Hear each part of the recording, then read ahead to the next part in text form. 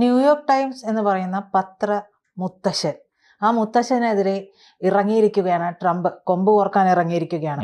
അപ്പോൾ എല്ലാ അച്ചടി മാധ്യമങ്ങളുടെയും വായ പൂട്ടിക്കുക എന്നുള്ളത് തന്നെ ചെയ്ത തെറ്റ് എന്ന് പറയുന്നതും ഈ പറയുന്ന ട്രംപിനെ വിമർശിച്ചു എന്നുള്ളതാണ്.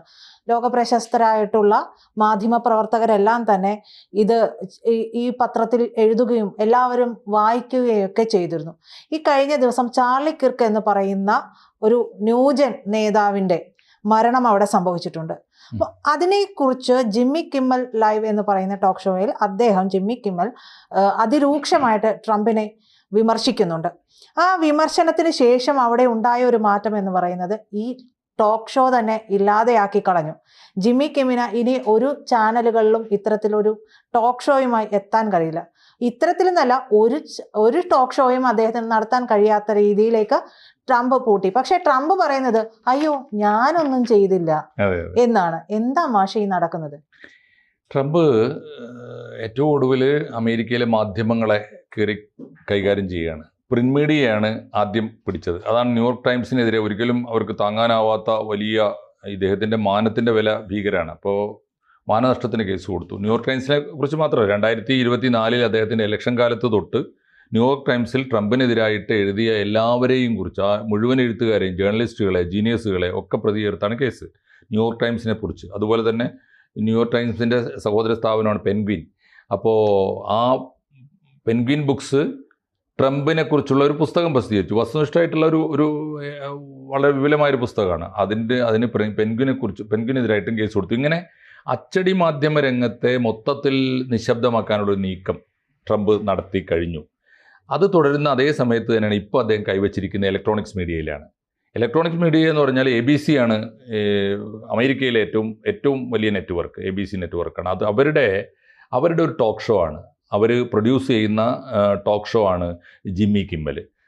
അവിടുത്തെ ഏറ്റവും പോപ്പുലറായ എന്ന് പറഞ്ഞാൽ വളരെ ഓതൻറ്റിക്കായിട്ട് നിലപാടുകൾ എടുക്കുന്ന, അതുകൊണ്ട് തന്നെ മാറി മാറി വന്ന എല്ലാ സർക്കാരുകൾക്കും എതിരായി കടുത്ത വിമർശനങ്ങൾ ഉയർത്തുന്ന ഒരാളാണ് ജിമ്മി കിമ്മൽ. അതിന് വലിയ വ്യൂവേഴ്സ് ഉണ്ട്.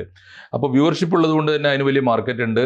അപ്പോൾ അദ്ദേഹത്തിന് മാത്രമല്ല, ആ ഷോയുടെ ഒരു പ്രത്യേകത, ജിമ്മി കിമ്മൽ ലൈവ് അവിടുത്തെ ഏറ്റവും ജനപ്രിയ ഷോ ആണെന്ന് മാത്രമല്ല, ലേറ്റ് നൈറ്റ് ഷോ ആണ്. അമേരിക്കക്കാർക്ക് ഏറ്റവും കൂടുതൽ കാഴ്ച കിട്ടുന്ന സമയം നമ്മുടെ പ്രൈം ടൈം പോലെയല്ല, അവിടുത്തെ ലേറ്റ് നൈറ്റാണ്.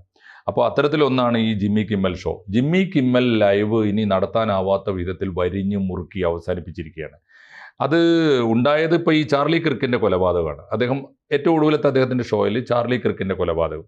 ചാർലി കിർക്ക് കഴിഞ്ഞ 6-ാം തീയതി, സെപ്റ്റംബർ 6-ാം തീയതിയാണ് ചാർലി കിർക്ക് കൊല്ലപ്പെട്ടത്. അപ്പോൾ അറിയാലോ, ചാർലി കിർക്കും ചില്ലറക്കാരനല്ല. ചാർലി കിർക്ക് ഈ അമേരിക്കയിലെ എല്ലാ രാഷ്ട്രീയക്കാർക്കും എതിരായി ഉയർന്നു വന്ന ഒരു പുത്തൻ തലമുറയിലെ നേതാവാണ്. അദ്ദേഹത്തിൻ്റെ ടേണിംഗ് പോയിന്റ് USA എന്നാണ് ആ സംഘടനയുടെ പേര്. വലിയ അനുയായികളുണ്ട്, ലക്ഷക്കണക്കിന് അനുയായികളുണ്ട്. യൂണിവേഴ്സിറ്റി ക്യാമ്പസുകളിലൊക്കെയാണ് അദ്ദേഹത്തിൻ്റെ പ്രധാനപ്പെട്ട ഏറ്റവും വലിയ സ്വാധീനമുള്ളത്. അപ്പോൾ ഈ കഴിഞ്ഞ സെപ്റ്റംബർ 6-ാം തീയതി ഈ യൂറ്റാ വാലി യൂണിവേഴ്സിറ്റിയുടെ ക്യാമ്പസിൽ 100,000-ലേറെ പേര് പങ്കെടുത്ത വലിയൊരു സമ്മേളനത്തിൽ സംസാരിച്ചുകൊണ്ടിരിക്കുമ്പോഴാണ് അദ്ദേഹത്തിന് പിടിയേൽക്കുന്നത്. പ്രതിയെ പിടിച്ചു. ആ പ്രതിയുടെ പേരാണ് ടൈലർ റോബിൻസനെ പിടിച്ചു എന്നുള്ളത് ശരിയാണ്. പിടിച്ച ഉടനെ ഇത്രയും കാര്യങ്ങൾ പറഞ്ഞിട്ട് ഇദ്ദേഹത്തിൻ്റെ ഷോയിൽ ഇദ്ദേഹം ചോദിക്കുന്നുണ്ട്, ആരാണ് ഈ പ്രതി ആരാണ്? ടൈലർ റോബിൻസനാണ്. ടൈലർ റോബിൻസൺ ഏത് പാർട്ടിയാണ് എന്ന് ചോദിക്കുന്നുണ്ട്. അപ്പോൾ ആ ഏത് പാർട്ടിയാണ് എന്ന് ചോദിച്ചിട്ട് അദ്ദേഹം തന്നെ പറയുന്ന ഉത്തരം ആരും പറയുന്നത് കേട്ടില്ല. പക്ഷേ ഞങ്ങളുടെ പാർട്ടി അല്ലേ എന്ന് വിളിച്ചു പറഞ്ഞ ഒരാളുണ്ട്. അത് നമ്മുടെ പ്രസിഡൻ്റാണ്. എന്നുവെച്ചാൽ അമേരിക്കൻ പ്രസിഡന്റ് ട്രംപ് പറഞ്ഞു ഞങ്ങളുടെ പാർട്ടിയല്ല. എന്നിട്ട് അദ്ദേഹം പറഞ്ഞു, സത്യസന്ധമായി പറഞ്ഞാൽ ഞങ്ങളുടെ പാർട്ടി അല്ല എന്നൊരാൾ ആദ്യം വിളിച്ചു പറയുന്നുണ്ടെങ്കിൽ തന്നെ സൂക്ഷിക്കണം. എന്ന് മാത്രമല്ല, ഈ ടൈലർ റോബിൻസൺ ആരാണ് എന്ന് നമുക്ക് നാട്ടുകാർക്ക് നന്നായിട്ട് അറിയാമല്ലോ. ആ നാട്ടുകാർക്കും കൃത്യമായിട്ട് അറിയാം. അതുകൊണ്ട് ഇങ്ങനെ ഞങ്ങളല്ല എന്ന് ആദ്യമേ നിഷേധിച്ചതുകൊണ്ടൊന്നും ആ കുറ്റത്തിൽ നിന്ന് രക്ഷപ്പെടുകയില്ല എന്ന് ട്രംപിനെ നോക്കി പറഞ്ഞു. എന്ന് പറഞ്ഞാൽ അർത്ഥം എന്താ? വളരെ കൃത്യമായി ഈ കുറ്റവാളി, ടൈലർ റോബിൻസൺ എന്ന കുറ്റവാളി, കിർക്കിനെ കൊന്ന കുറ്റവാളി അക്ഷരാർത്ഥത്തിൽ ട്രംപുമായി പരോക്ഷമായിട്ടെങ്കിലും ബന്ധപ്പെട്ടിരിക്കുന്നു എന്ന് കൃത്യമായി സൂചിപ്പിച്ചു. അത് കഴിഞ്ഞിട്ട് ആ ഷോയിൽ ഉടനീളം ട്രംപിനെ വിമർശിക്കുന്നുണ്ട് അദ്ദേഹം. ട്രംപിൻ്റെ ഏറ്റവും ഒടുവിൽ അദ്ദേഹം വിമർശിച്ചൊരു ഇഷ്യൂ ആ ബോൾ റൂമാണ്. ബോൾ റൂം മനസ്സിലാക്കിയിട്ടുണ്ടല്ലോ, ഈ നമ്മുടെ വൈറ്റ് ഹൗസ് ഉണ്ടല്ലോ, വൈറ്റ് ഹൗസിൻ്റെ എക്സ്റ്റൻഷനായിട്ടൊരു വലിയ ഡാൻസ് ഹാള്, ഇതാണ് ഈ ബോൾ റൂം എന്ന് പറയുന്നത്. ഏതാണ്ട് 1000 പേർക്ക് ഇരുന്ന് ഡാൻസ് കാണാവുന്ന, മാത്രമല്ല അതിൻ്റെ ഒരു ഏരിയ 90,000 സ്ക്വയർ ഫൂട്ട് വിസ്താരമുള്ള ഒരു വലിയ ഡാൻസ് ഹാള്. ആലോചിച്ച് നോക്കൂ, അതിൻ്റെ ചിലവ് എത്രയെന്നറിയോ? ഏതാണ്ട് $200 മില്യൺ. $200 മില്യൺ ചിലവിട്ടിട്ട് ഒരു ഡാൻസ് ഹാള്. ഈ മനുഷ്യൻ ഈ പ്രായത്തിൽ എന്താണ് ചെയ്തു കൂട്ടുന്നതെന്ന് അദ്ദേഹത്തിന്, അതിന് അദ്ദേഹം പറയുന്ന ന്യായമുണ്ട്. കഴിഞ്ഞ ജൂലൈ 31 അത് പ്രഖ്യാപിച്ചത്. വിമർശിക്കാതിരിക്കുന്നത് എങ്ങനെ? അദ്ദേഹം പറയുന്ന ന്യായം, അതിനിപ്പോൾ അമേരിക്കയുടെ പൊതുമുതൽ പ്രതിസന്ധിയിലാണ്. അമേരിക്ക വലിയ കടുത്ത സാമ്പത്തിക പ്രതിസന്ധിയിലാണ്. അപ്പോൾ അദ്ദേഹം പറയുന്നത് അതിന് ഞാൻ കണ്ടെത്തിക്കോളാം എന്ന് വെച്ചാൽ അത് വലിയ തോതിൽ പിരിവ് നടത്താൻ, പണം നടത്താൻ. നമ്മുടെ രാഷ്ട്രീയക്കാരുടെയൊക്കെ തന്ത്രങ്ങൾ ലോകത്തിൽ എല്ലായിടത്തും ഒരുപോലെ കേട്ടോ, വലിയ വ്യത്യാസമൊന്നുമില്ല.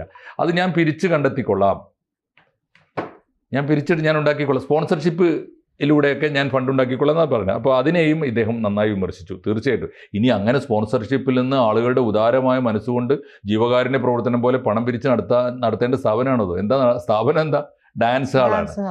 അപ്പോൾ അത്തരത്തിലുള്ള വലിയ വിമർശനങ്ങൾ, ആ വിമർശനങ്ങളൊക്കെ കൂടി ആ ഒരു എപ്പിസോഡ് ഉണ്ടല്ലോ, ഏറ്റവും ഒടുവിലത്തെ എപ്പിസോഡ്, ജിമ്മി കിമ്മൽ ലൈവ് ഈ ട്രംപിന് കിട്ടാവുന്ന ഏറ്റവും ഭീകരമായ അടിയായി തീർന്നു. അതോടുകൂടി അതിനെതിരായുള്ള വലിയ ചരടുവലികൾ തുടങ്ങി. ആദ്യം പ്രതിഷേധിച്ചത് ട്രംപിൻ്റെ ഒരു എന്താ പറയുക, ഫാൻസ് അസോസിയേഷൻ ഉണ്ട്, ട്രംപിൻ്റെ സംഘടന മാഗ എന്ന് പറയുന്നത് മെയ്ക്ക് അമേരിക്ക ഗ്രേറ്റ് അഗെയിൻ. അവരിറങ്ങി, അവരുടെ പയ്യന്മാരിറങ്ങി ഇവനെതിരെ മുദ്രാവാക്യം, പ്രകടനം, പ്രതിഷേധം, മീഡിയയിൽ മുഴുവൻ, സോഷ്യൽ മീഡിയയിൽ മുഴുവൻ പ്രതിഷേധം തുടങ്ങിയത് അവരാണ്. അവർ തുടങ്ങിയെന്ന് പറഞ്ഞാൽ ഉറപ്പാണ്. ഇപ്പോൾ മാഗ ഈ തുടങ്ങിയെന്ന് പറഞ്ഞാൽ ഉറപ്പാണ് അത് ട്രംപാണ്. ട്രംപ് നേരിട്ട് ചെയ്യിക്കുകയാണ്. അതോടുകൂടി ഇവർക്കൊക്കെ ബേജാറായി. പിന്നെ ഓരോരുത്തരെയായിട്ട് സ്വാധീനിച്ചിട്ട് വരാൻ തുടങ്ങി. ആദ്യം ഇറങ്ങിയത് ആരാന്നറിയോ? ഏറ്റവും പ്രധാനപ്പെട്ട കാര്യം ഇതിൻ്റെ സ്പോൺസറാണ്. ഇതിൻ്റെ സ്പോൺസർഷിപ്പ് എന്ന് പറഞ്ഞാൽ അവർ അഫിലിയേറ്റ് എന്നാണ് പറയുക അമേരിക്കയിൽ. അഫിലിയേറ്റ് സ്റ്റേഷൻസ് എന്ന് പറയും. നമ്മൾ എന്താ പറയുക, സ്പോൺസർഷിപ്പ് എന്ന് പറയുന്ന പോലെ, എന്താണ് പറയുക, പ്രയോക്താക്കൾ എന്ന് പറയുന്ന പോലെ അവർ അഫിലിയേറ്റ് സ്റ്റേഷൻസ് എന്ന് പറയും. അതിൻ്റെ അഫിലിയേറ്റ് സ്റ്റേഷൻസ് സ്പോൺസേഴ്സ് പറഞ്ഞു ഞങ്ങളില്ല, ഇങ്ങനെയാണെങ്കിൽ ഇത്രയേറെ എതിർപ്പുള്ളത് കൊണ്ട് ഇനി ഈ ജിമ്മി കിമ്മൽ ലൈവിന് ഞങ്ങളില്ല, സ്പോൺസർ പോയി. 2, ഈ ഷോ വലിയ ജനപ്രിയ ഷോ ആയതുകൊണ്ട് അതിനിടയിൽ ധാരാളം പരസ്യങ്ങൾ കൊടുക്കും. പരസ്യങ്ങൾ കൊടുക്കാൻ ആളുകളുണ്ടായിരുന്നു, വലിയ പരസ്യത്തിൻ്റെ വരുമാനം ഉണ്ടായിരുന്നു. പരസ്യക്കാരൊക്കെ പിൻവലിഞ്ഞു. 2, പരസ്യങ്ങളും ഇല്ലാതായി. മൂന്നാമത്തെ ഒരു കാര്യം, ഈ വാഷിങ്ടണിലാണിത്. വാഷിങ്ടൺ സ്റ്റേറ്റിലെ ഈ വിനിമയം, എന്താണ് പറയുക, വാർത്താ വിതരണ വകുപ്പിൻ്റെ ചുമതല വഹിക്കുന്ന ഒരു കമ്മീഷനുണ്ട്. അവർക്കാണ് അതിൻ്റെ ഗവൺമെൻറ് ചുമതല. അതിൻ്റെ ചെയർമാൻ പ്രസ്താവനയായിട്ട് വന്നു. അദ്ദേഹത്തിൻ്റെ പേര് ബ്രൻഡർ കാർ എന്നാണ്. അദ്ദേഹം പറഞ്ഞു ഇത് അപവാദ പ്രചരണമാണ്, അല്ലെങ്കിൽ വ്യാജ വാർത്ത പ്രചരിപ്പിക്കുകയാണ് ജിമ്മി കിമ്മൽ, അതുകൊണ്ട് അത് അനുവദിക്കാൻ കഴിയില്ല എന്ന് അദ്ദേഹം രംഗത്ത് വന്നു. അദ്ദേഹം രംഗത്ത് വന്നപ്പോൾ പിന്നെ സംഭവിക്കുന്നത് എന്താണെന്ന് വെച്ചാൽ, ഇത് ABC കോർപ്പറേഷൻ ഈ ടോക്ക് ഷോ ഷൂട്ട് ചെയ്തിട്ട് എല്ലാ ചാനലുകൾക്കും കൊടുക്കുക ചെയ്യുക. അവരാണിത് ബ്രോഡ്കാസ്റ്റ് ചെയ്യുക. അപ്പോൾ അതിന് വലിയ പൈസ കിട്ടും. ഈ ബ്രോഡ്കാസ്റ്റിംഗ് റേറ്റ് കിട്ടുമല്ലോ, സാറ്റലൈറ്റ് റേറ്റ് എന്നൊക്കെ പറയുമ്പോൾ റേറ്റ് കിട്ടും. ഈ ബ്രോഡ്കാസ്റ്റേഴ്സ് മുഴുവൻ പിൻവാങ്ങി. അതിൽ ഏറ്റവും പ്രധാനപ്പെട്ട, ഏറ്റവും കൂടുതൽ ആളുകൾ കണ്ടിരുന്ന ഒന്ന് നെക്സാണ്, നെക്സ് സ്റ്റാർ മീഡിയ ഗ്രൂപ്പ്, അതുപോലെ സിംഗ്ലൈവ് ബ്രോഡ്കാസ്റ്റ് ഗ്രൂപ്പ്. ഈ 2 ഗ്രൂപ്പുമാണ് ഇത് മുഴുവൻ ബ്രോഡ്കാസ്റ്റ് ചെയ്തിട്ടുണ്ട്. 2 കൂട്ടരും പിൻവാങ്ങി. ഞങ്ങൾക്കിപ്പോൾ ഇങ്ങനെ നാട്ടിൽ മുഴുവൻ എതിർപ്പ്, ഭരണകൂടം മുഴുവൻ എതിര്, അതുകൊണ്ട് ഞങ്ങളില്ല എന്ന് പറഞ്ഞ് അവരും ആ ചാനലുകൾ അവരുടെ ചാനലുകളിലൊക്കെ ഷോ മാറ്റിവെച്ചു. ചുരുക്കത്തിൽ ഗത്യന്തരമില്ലാതെ പിന്നെ ഈ പ്രൊഡ്യൂസ് ചെയ്യുന്ന ABC മാത്രം എന്ത് ചെയ്യാൻ പറ്റും? അപ്പോൾ ABCയുടെ ഈ പ്രൊഡക്ഷൻ കമ്പനിയുടെ മാതൃസ്ഥാപനം ഡിസ്നിയാണ്. ഡിസ്നി എന്നാണ് അതിൻ്റെ പേര്. ഇത് നിർമ്മിക്കുന്ന കമ്പനിയുടെ പേര് ABCയുടെയാണ്. അപ്പോൾ ഡിസ്നി അവസാനം പ്രഖ്യാപിച്ചു, നിവൃത്തിയില്ല, ഞങ്ങളിതാ മാറ്റിവെക്കുകയാണ്. അപ്പോൾ എത്ര കാലത്തേക്കെന്ന് ചോദിച്ചപ്പോൾ അനിശ്ചിത കാലത്തേക്കാണ്. എന്ന് പറഞ്ഞാൽ ഇനി ഒരിക്കലും, നേരത്തെ പ്രജിത് തുടക്കത്തിൽ പറഞ്ഞ പോലെ, ജിമ്മി കിമ്മലിന് ഇനി അമേരിക്കൻ TV-യിൽ പ്രത്യക്ഷപ്പെടാൻ സാധ്യതയില്ലാത്ത മട്ടിൽ കടുത്ത വിലക്കാണ് വന്നു ചേർന്നിരിക്കുന്നത്. അതുകൊണ്ട് തന്നെ ഇപ്പോൾ വന്നിരിക്കുന്നൊരു പ്രത്യേക കാര്യം, ഇലക്ട്രോണിക് മീഡിയ ഉൾപ്പെടെ ട്രംപിനെതിരായി നടക്കുന്ന വലിയ ക്യാമ്പയിനുകൾ, വലിയ പ്രതിഷേധത്തിൻ്റെ അലകളിൽ ഇപ്പോൾ ഇലക്ട്രോണിക് മീഡിയ രംഗത്ത് എല്ലാവരും ഒന്നിച്ചിരിക്കുന്നു എന്നുള്ളതാണ് എൻ്റെ പോസിറ്റീവായൊരു കാര്യം. അതേസമയത്ത് ഇവർ ഊന്നി പറയുന്നൊരു കാര്യമുണ്ട്, പ്രധാനപ്പെട്ടൊരു കാര്യം, ട്രംപിന് എന്തു പറ്റി എന്ന ചോദ്യമാണ്. കാരണം ഒന്നാം ട്രംപിൻ്റെ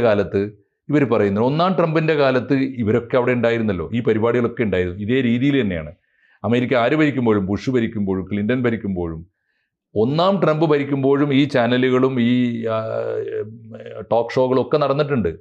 അതിൻ്റെയൊക്കെ സ്വഭാവം ഇങ്ങനെയാണ്. അതാത് കാലത്തെ ഭരണകൂടത്തെ വിമർശിക്കും. ഒന്നാം ട്രംപിൻ്റെ കാലത്ത് ഇവരൊക്കെ വിമർശിച്ചിട്ടുണ്ട്. ജിമ്മി കിമ്മൽ മാത്രമല്ല, സ്റ്റീഫൻ കോൾബർട്ട്, കുറച്ച് പേരുടെ പേരുണ്ട്, വളരെ പ്രമുഖരായ സ്റ്റീഫൻ കോൾബർട്ട്, ജിമ്മി ഫാലൻ, അതുപോലെ ഏറ്റവും പ്രധാനമായ ഒരു ഷോ ആണ് ഈ സാറ്റർഡേ നൈറ്റ് ലൈവ് വീക്കിലി നടക്കുന്നൊരു ഷോ ആണ്. ആ ഷോകളിലൊക്കെ ഒന്നാം ട്രംപിൻ്റെ കാലത്ത് വിമർശിച്ചിരുന്നു. അദ്ദേഹത്തിന് പൊള്ളിയിട്ടില്ല, പ്രകോപിതനായിട്ടില്ല. പുതിയ ട്രംപിന് എന്ത് പറ്റിയിരിക്കുന്നു എന്ന് പറഞ്ഞാൽ ട്രംപിന് എന്തോ സംഭവിച്ചു എന്ന നമ്മുടെ ഊഹമുണ്ടല്ലോ, അത് ശരിയാണെന്ന് ഇപ്പോൾ മാധ്യമ വിദഗ്ധന്മാരും പറയുന്നുണ്ട്. എന്തായാലും ഒരു കാര്യം തീർച്ചയാണ്, പ്രിന്റ് മീഡിയയും അതിൻ്റെ പിന്നാലെ ഇലക്ട്രോണിക് മീഡിയയും കൂടി ട്രംപിനെതിരായിരിക്കുന്നു എന്നതാണ് ഏറ്റവും പുതിയ വാർത്ത. അമേരിക്കയിലെ മറ്റു സംവിധാനങ്ങളിൽ നേരത്തെ തന്നെ വലിയ എതിർപ്പ് ജനങ്ങളുടെ ഭാഗത്തു നിന്ന്, ഗവർണർമാരുടെ ഭാഗത്തു നിന്ന്, ഭരണകൂടങ്ങളുടെ ഭാഗത്തു നിന്ന്, ഫെഡറൽ കോടതികളുടെ ഭാഗത്തു നിന്നൊക്കെ ട്രംപിനെതിരെയുള്ള എതിർപ്പുകളുണ്ട്. നമ്മുടെ മനസ്സിൽ കുറച്ചു കാലമായി വരുന്നൊരു ചോദ്യം ചോദിച്ചത് അവസാനിപ്പിക്കാം. ട്രംപ് ഇനി എത്ര കാലം? കൂടുതൽ വാർത്തകളും വിശേഷങ്ങളും നിങ്ങളിലേക്ക് എത്താൻ ABC മലയാളം സബ്സ്ക്രൈബ് ചെയ്യുക, ബെൽ ബട്ടണും അമർത്തുക.